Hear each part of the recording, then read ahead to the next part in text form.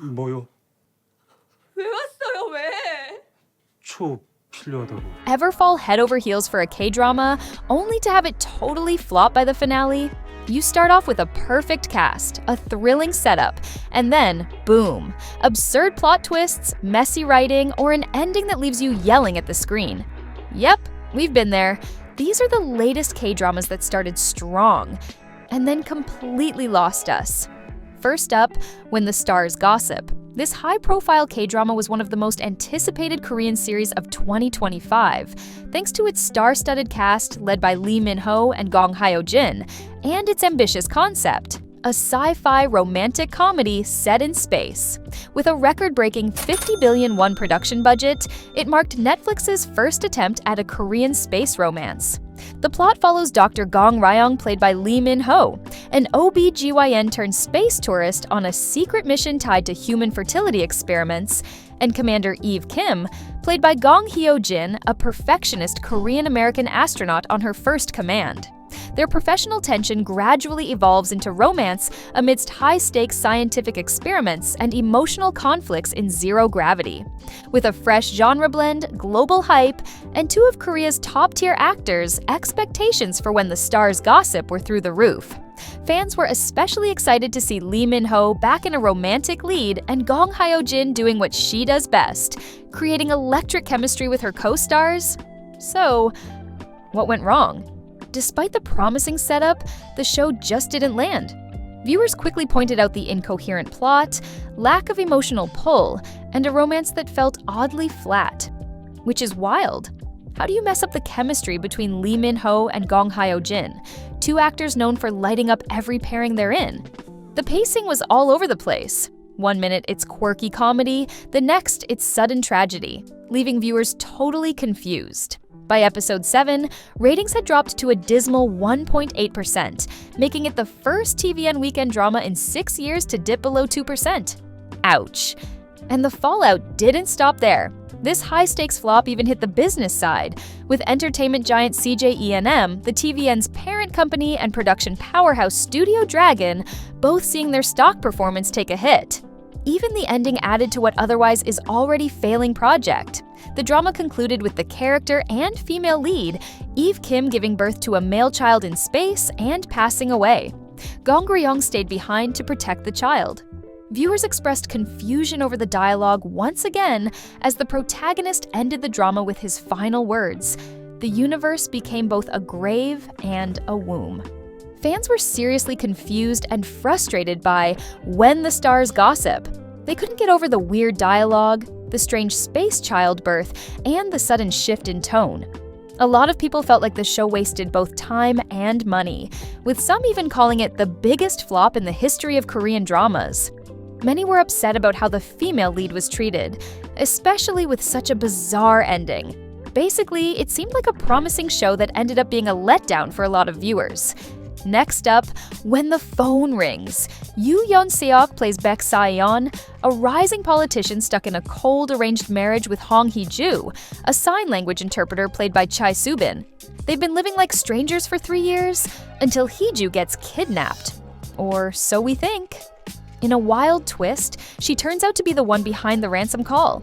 She knocks out her kidnapper, fakes the abduction, and drops bombshells on her emotionally distant husband. She can speak, she knows she was never supposed to marry him, and she's done being silent. After this, everyone is excited about where this drama will go, and viewers are hooked. Eventually, every episode is packed with so much tension.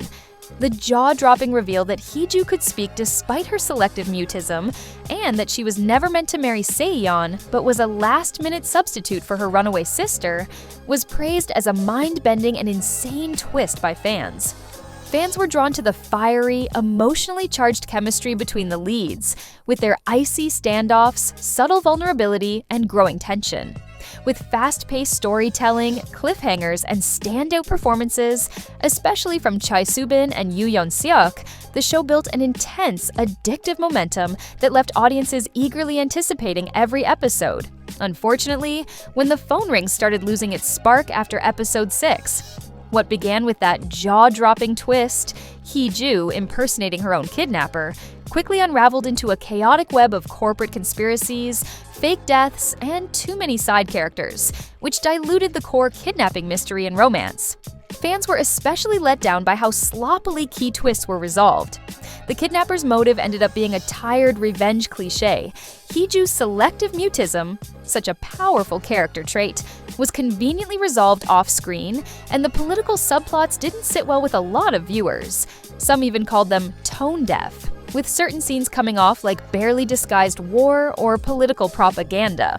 Not a great move, especially since a few of those moments seemed to echo real-life social issues a little too closely. As the couple's screen time shrank, the finale hurried through a reconciliation and kiss that felt sweet but unearned. The final episode tried to patch everything up with a hopeful montage, but the emotional and narrative payoff just didn't deliver. It's a real shame. This drama had some of the hottest chemistry and kiss scenes we've seen all year, and it could have been the mystery thriller K-drama fans would rave about. Alright, let's get into something a little more controversial. I know Queen of Tears is beloved by many and has even been crowned one of the best K-drama releases of 2024, but let's be honest, it started off strong and then slowly veered off track. Don't come for us just yet. Hear us out. The beginning? Absolutely iconic. It had everything we crave in a K-drama. A broken marriage between two people who are clearly still in love, icy glares masking deep affection, and tension so thick you could cut it with a diamond earring. Add in the killer visuals, a haunting OST, and that rich people misery only Park Ji-yeon can write, and it was pure magic. And let's not kid ourselves, the cast carried. Kim Ji-won was a revelation, giving us a cold, elegant heiress with layers of quiet pain, while Kim Soo-hyun turned in one of his most restrained, emotionally precise performances ever. Together, they were heartbreak incarnate. This drama had all the ingredients of a timeless romance, the kind that redefines the genre. It was shaping up to be the K-drama of the decade. And hey, it did make history. It became the most watched K-drama in TVN history, which is no small feat. But despite that massive success, a growing chunk of the audience started calling it overrated. Why? Lazy writing, they said, plot holes hidden under gorgeous aesthetics and powerhouse acting. Basically, it looked expensive and felt shallow. Queen of Tears promised us a mature, nuanced look at love on the brink of collapse. A couple navigating resentment, miscommunication, and the fragile process of learning how to love each other again.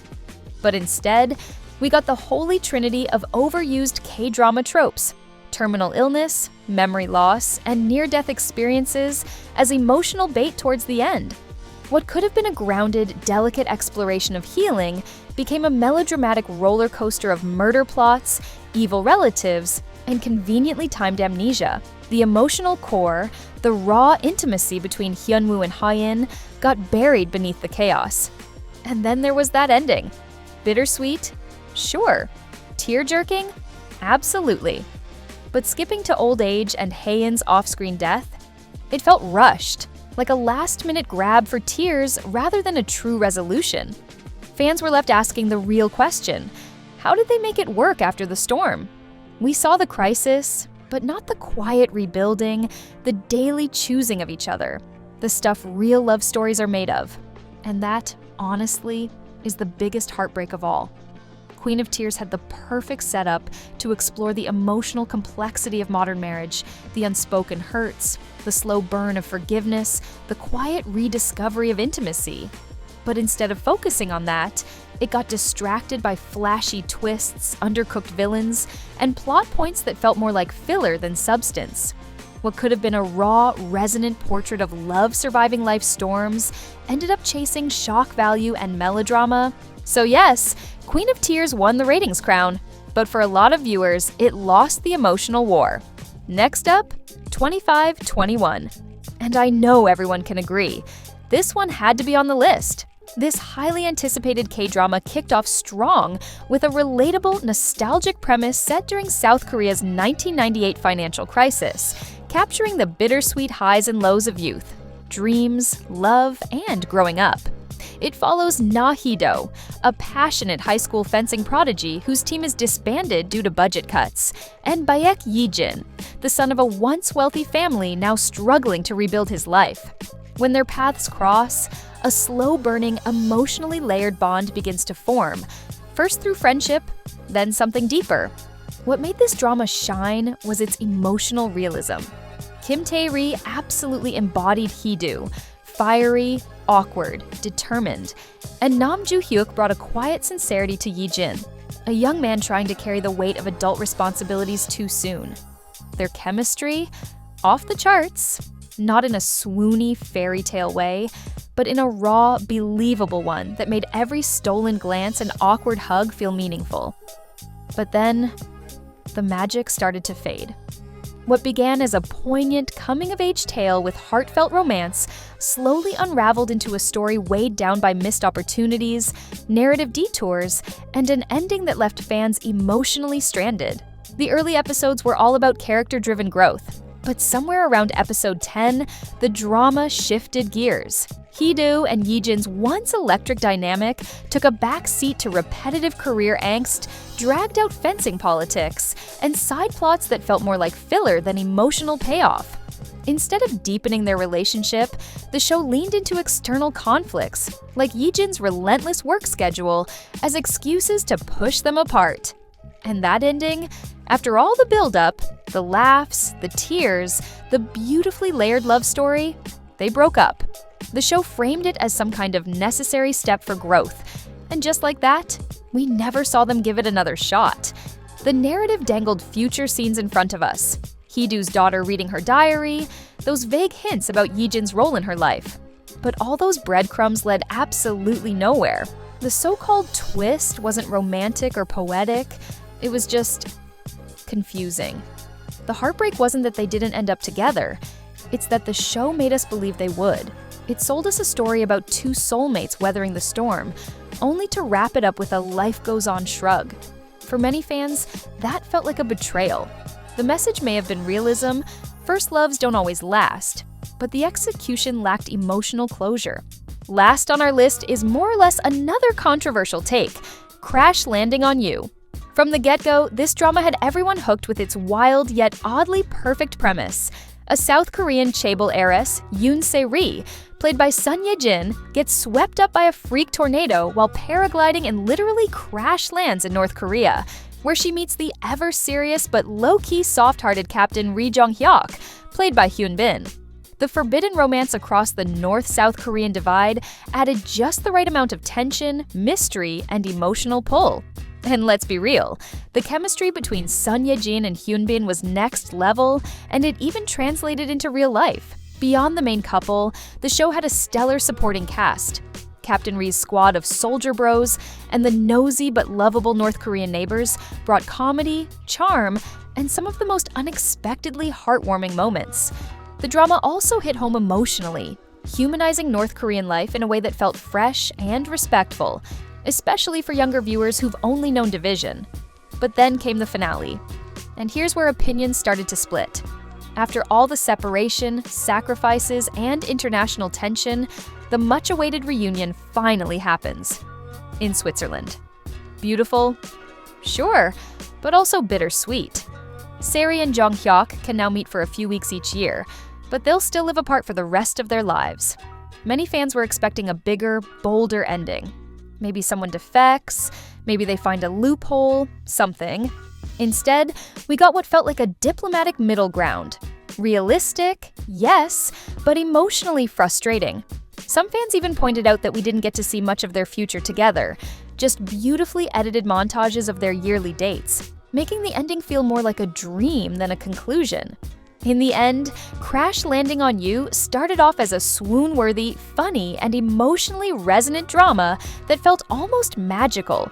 And while the ending gave us some resolution, many fans were left wishing it had stuck the landing just a little harder. These dramas may have let us down in the storytelling department, but the main leads never missed. Honestly, they probably did land a spot on our top 100 most talented Korean drama actors list. Want to see if your fave made the cut? Tap on this video to find out.